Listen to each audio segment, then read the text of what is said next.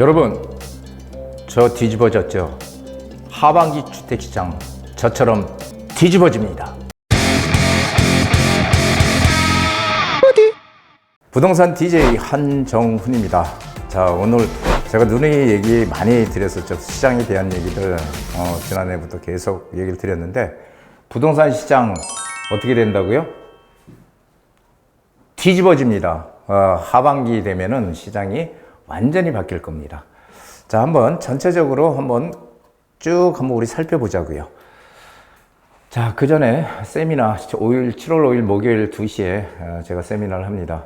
자, 이번에는 역세권과 한강변 개발에 대해서 구체적으로 어떤 지역의 물건이 가치가 높은지, 그리고 우리는 왜 이곳에 투자를 해야 되는지, 부동산은 가격이 싸다고 해서 좋은 게 아니거든요. 앞으로 양극화 커지는 시장에서 우리가 살아남는 투자 비법을 알려드리도록 하겠습니다. 자, 시장은 하락에서 상승으로 지금 완전히 전환하고 있습니다. 누가 뭐라 그래도 지금 상승 전환은 말릴 수 없는 하나의 어떤 흐름입니다. 자, 매매가 전세가가 동반 상승한다. 이거 제가 누누이 말씀드렸죠. 일단 한번 짚어보는 겁니다. 매매가 전세값이 동반 상승하고 있다. 매매가가 제가 얘기 드렸죠. 매매 거래량이 늘어나게 되면 매매가가 올라가고, 전세 거래량이 늘어나게 되면 전세가가 올라간다. 이런 얘기 많이 드렸는데, 지금 매매가 전세가가 거래량이 막 늘어나면서 지금 동반 상승하고 있다라는 얘기죠. 그리고 정부의 규제 완화 정책은 계속 진행 중이다. ING죠. 진행 중이고 있고요. 그래서 여기 보면은 기사들 이런 기사 나왔죠. 서울 부동산 시장 서서히 기지개. 지방은 아직. 제가 옛날부터 말씀드렸던 게 이 양극화 얘기 많이 드렸잖아요. 양극화. 그래서 이 양극화가 지금 극심해지고 있다. 이런 지금 내용입니다.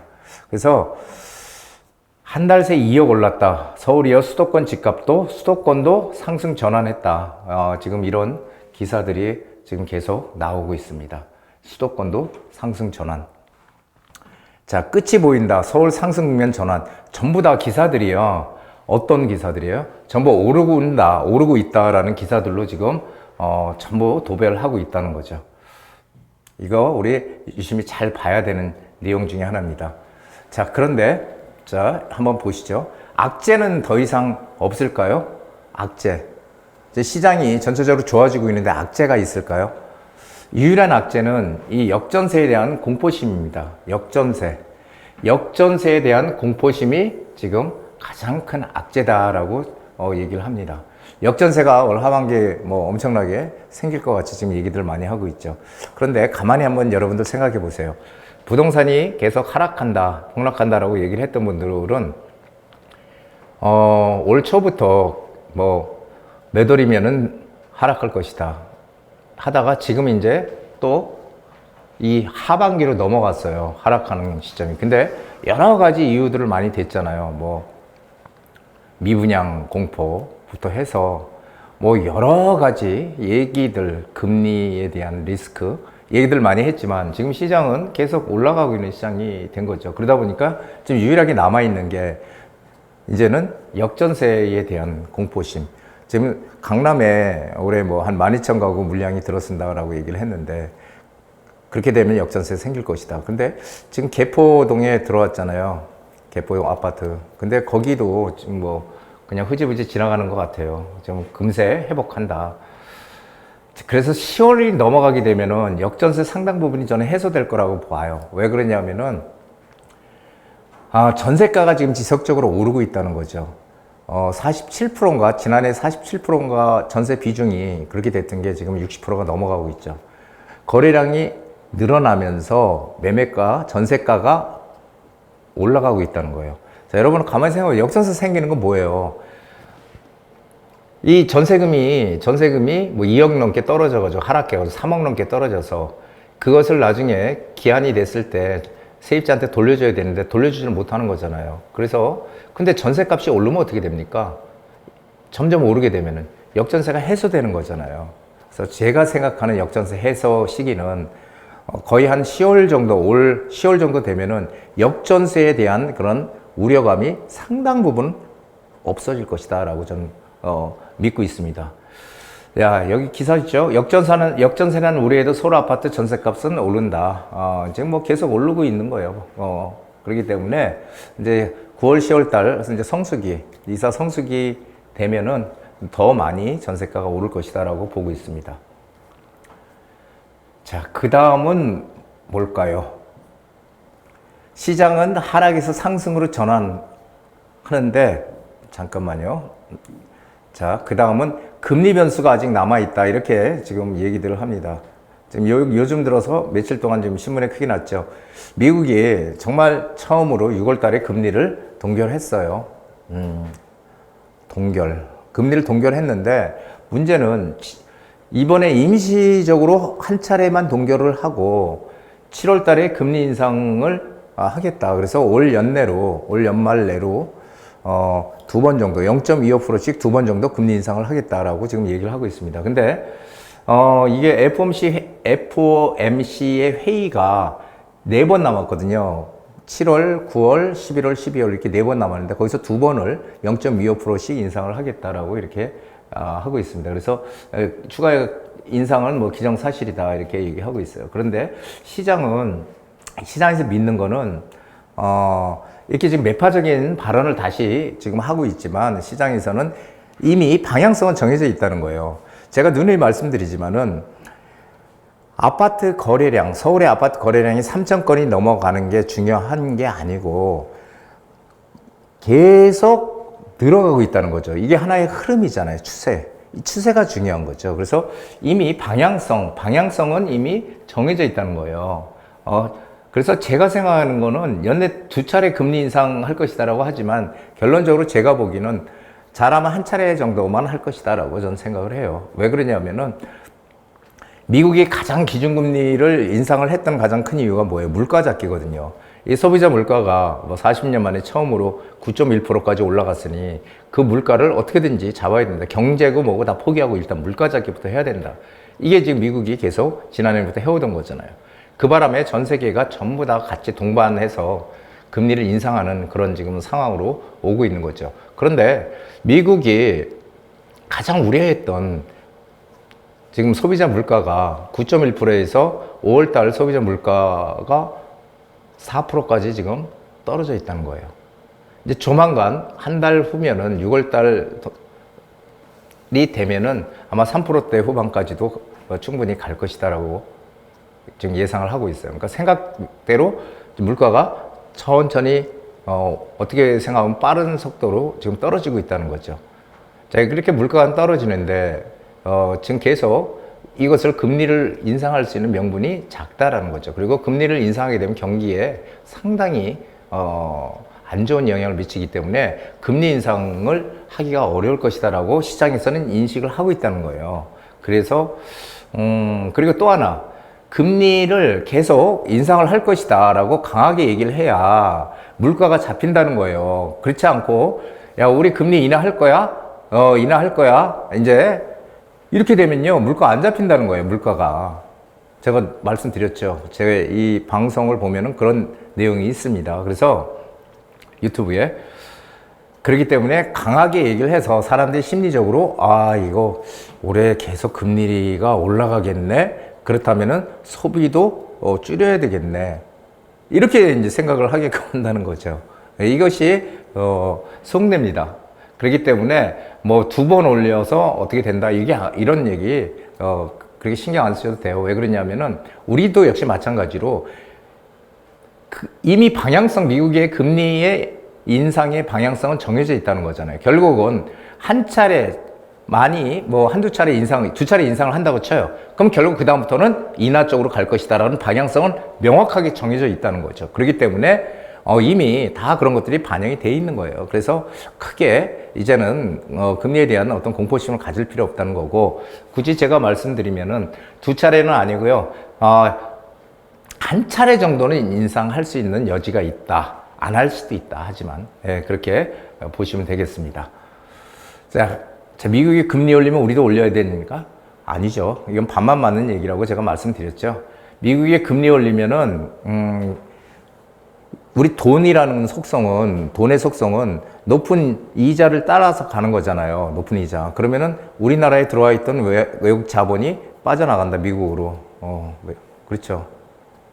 그런데 문제는 뭐냐면, 그래서 그 돈이 빠져나가지 하기 위해서 우리가 금리를 올려야 된다, 우리도. 그래야지 외국 자본이 빠져나가지 않는다. 이게 얼핏 보면 맞는 얘기 같지만요. 근데 만약에, 그래서 계속 미국이 기준금리를 올릴 때 우리가 계속 같이 올리면 어떻게 돼요? 같이 올리면. 그러면은 가장 먼저 문제가 뭐가 생기냐면은 우리 기업들의 문제가 생깁니다. 기업은 생산을 줄여야 되고요. 그렇죠. 소비가 줄니까. 소비가 줄니까 생산 줄여야 되고, 또 고용도 감축해야 돼요. 줄여야 되고. 그렇죠. 예, 그리고 한계 기업이라고 해서 이자도 못 내는 기업들이 있거든요. 정부에서 대출해준 그런 이자조차도 못 내는 그 한계 기업들이 일단 망하게 될 거고요. 그 한계 기업들이 망하게 되면은 한계 기업만 망하는 게 아니라 우리 국내 기업들도 상당히 문제가 생기게 되죠. 그렇게 되면은 외국 자본은 당연히 빠져나가는 거는 당연하고요. 우리 국내 자본까지도 빠져나갈 수 있는 그런 큰 위험에 도달한다는 거예요. 그래서 금리 인상은 미국이 올린다고 해서 우리가 함부로 올리는 건 아니다라는 얘기를 드리는 겁니다. 자, 미국의 소비자 물가 9.1%에서 4.0%까지 지금 떨어졌다. 한국은 6.3%까지 가서 지난해 7월 달, 미국은 지난해 6월 달에 9.1%까지 갔었고요. 최고. 한국은 7월 달에 6.3%까지 갔었던 게 3.3%로 떨어져서 인플레 압력이 지금 엄청나게 둔화가 됐다, 이런 얘기입니다. 또 하나, 이것이 우리나라의 이 경제정책을 확실하게 결정 지어주는 얘기가 나왔죠. 경제부총리가 정책 방향 선회를 얘기하고 있습니다. 앞으로 물가 잡기에서 경기 살리기로 전환하겠다. 무슨 얘기예요? 물가 안정에서 경기 대응, 추경호 경제정책 무게중심 바뀐다. 이제는 물가도 어느 정도 안정이 됐고 하기 때문에 이제는 경제 살리기에 돌입하겠다.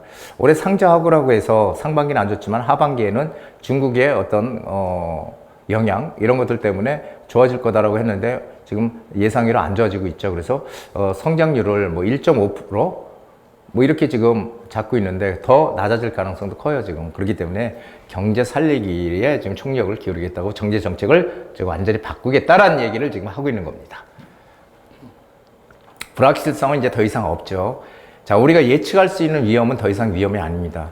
금융위기가 온다, 우선 위기가 온다라고 얘기를 예전에 많이 그 집값 폭락이나 경제 위기를 얘기했던 분들이 많이 얘기했어요.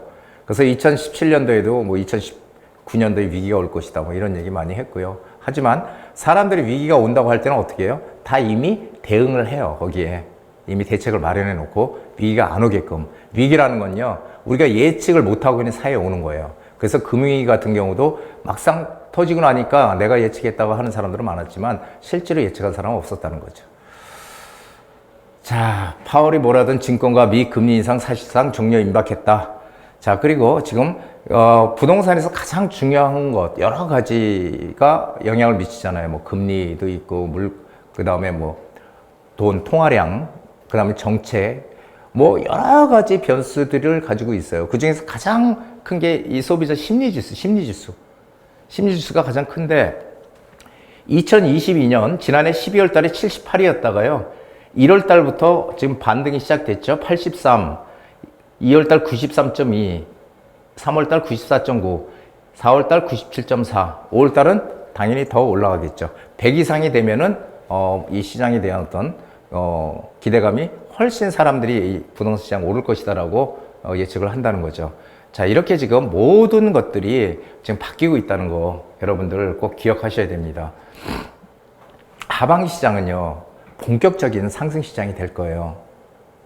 제 예측은 여태까지 틀린 적은 없습니다, 사실. 자, 우리가 재테크를 하는 건 뭐예요? 경제적 자유를 위해서. 그렇죠? 내가 정말 노년에 돈 한 푼 없이 정말 상상만 해도 싫잖아요. 그래서 최소한도 내가 어느 정도 경제적으로 남들도 친구들도 뭔가 사줄 수 있는 능력, 밥 한 끼라도 술 한 잔이라도, 그리고 놀러도 다닐 수 있고, 이런 능력은 최소한 돼야 되거든요. 그렇다면 재테크를 잘 해야 된다는 거죠. 그리고 내 노후를 위해서 재테크는 필수입니다. 재테크 부동산만 있는 거 아니잖아요. 주식도 있고, 채권 투자 있고, 코인도 있고요. 뭐 여러 가지 있잖아요. 뭐 골동품을 사도 되고, 그림 같은 거 미술품 사도 되고. 다양한 투자 중에 하나가 바로 부동산 투자입니다. 자, 더 이상 망설이면요, 기회는 없어져요. 항상, 내가 이렇게 하려고 했다가 못했어. 그러면 그 기회는 날아가잖아요. 그런데 그 날아간 기회는 반드시 다른 사람이 잡게 돼 있어요. 순간의 선택이 평생을 좌우한다는 얘기 있잖아요. 여러분들 그걸 기억하셔야 됩니다. 자, 어디에 어떻게 투자할 건가가 중요합니다. 무조건, 나 투자를 이제 해야지라고 생각했는데, 그렇다고 아무 데나 이제는 하면 안 된다. 왜냐면은 양극화가 정말 커지는 시장이거든요. 양극화가 정말 커질 때 우리는 어떻게 움직여야 되느냐. 어디에, 어떻게 투자할까. 이것이 정말 중요합니다. 이게 정말 핵심 포인트예요.